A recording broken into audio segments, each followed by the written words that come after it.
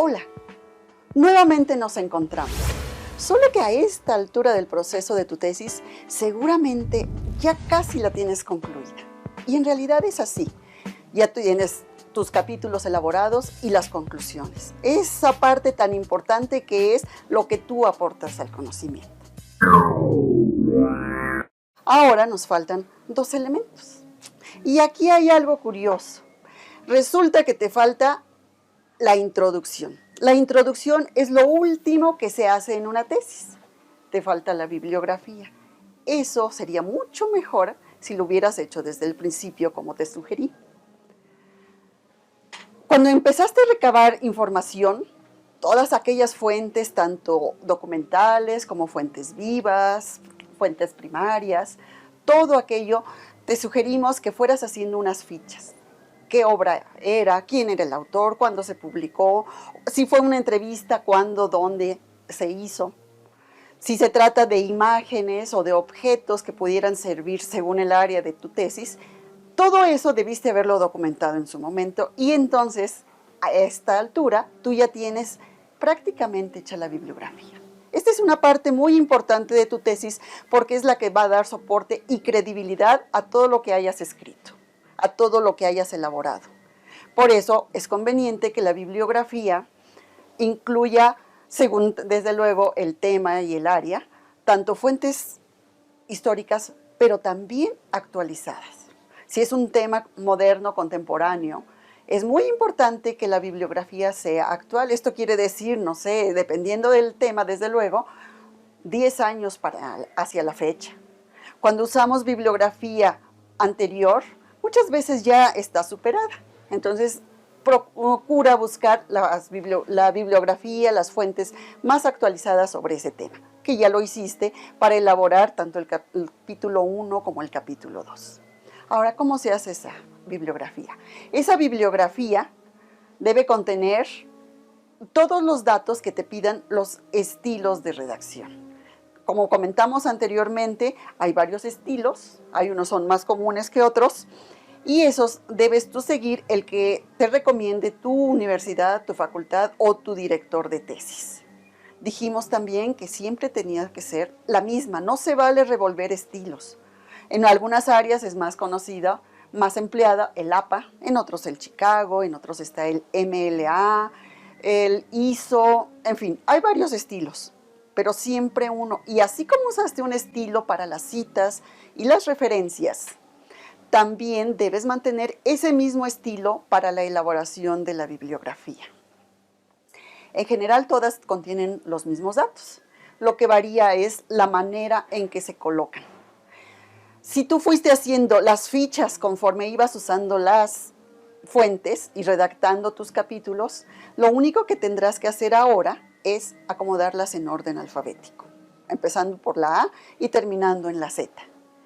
La bibliografía, que puedes poner en lugar de bibliografía, titularlo fuentes de información y consulta, esto debido a que bibliografía nos da la idea de que solo se trata de libros. Y en la actualidad usamos no solo libros, sino también documentos digitales, pudiste haber usado entrevistas, pudiste haber usado videos, pudiste haber usado otro tipo de fuentes que no son libros, pero que tienen igual validez cuando son confiables y cuando los supiste emplear que los libros.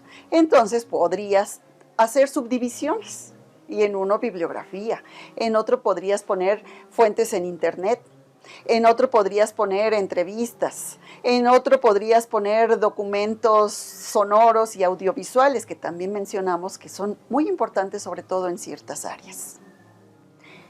Con esto elaborado ya prácticamente tienes la tesis, pero llegamos al final y nos falta el principio de tu tesis. Justamente eso que es la llave que le vas a dar al lector para que se interese, para que tenga esa cosquillita por leer tantas páginas que tú hayas escrito.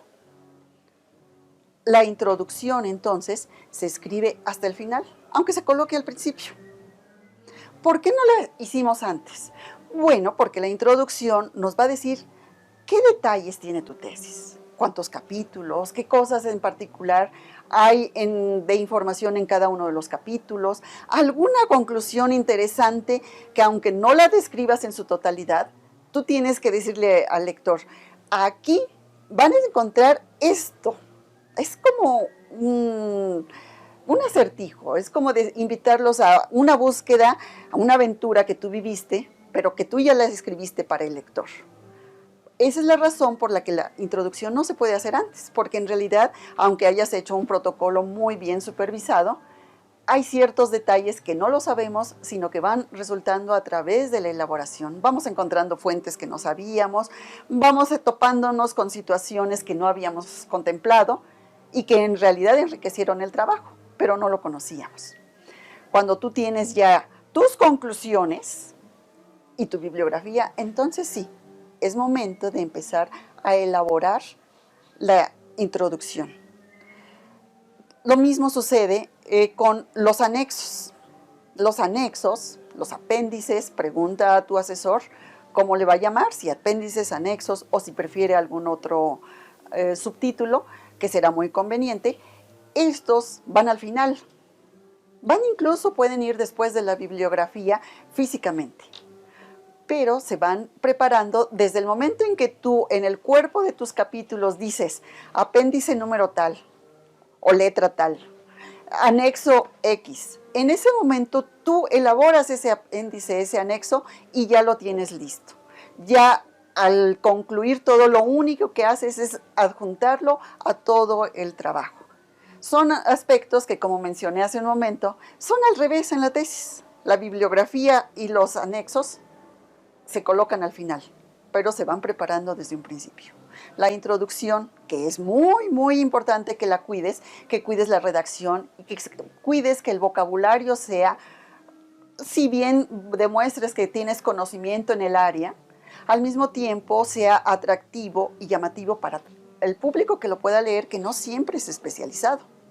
Las tesis las puede leer alguien muy especializado en tu área, pero también puede leerlo otro estudiante que esté preparando su tesis, que no sea del área, pero que esté de alguna manera relacionado con tu tema.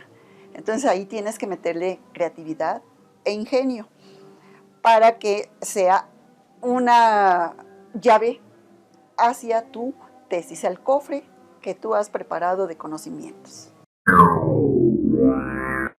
Ahora sí, tienes ya la tesis completa. Ya tienes todo el contenido y todas aquellas partes que le van a dar el formato de tesis. Te sugiero, antes de entregarla a los sinodales, dale otra revisada. Vuelve a leerla, revisa y revisa. Dale a alguien más, a quien le tengas confianza y que sepa del tema, a que también le dé una revisada. Con tanta apuración a veces se nos pasan detalles insignificantes, pero que demeritan la presentación de tu trabajo. Muy importante, comas, acentos, ortografía, estilo, que no se repitan demasiado ciertas palabras en un mismo párrafo.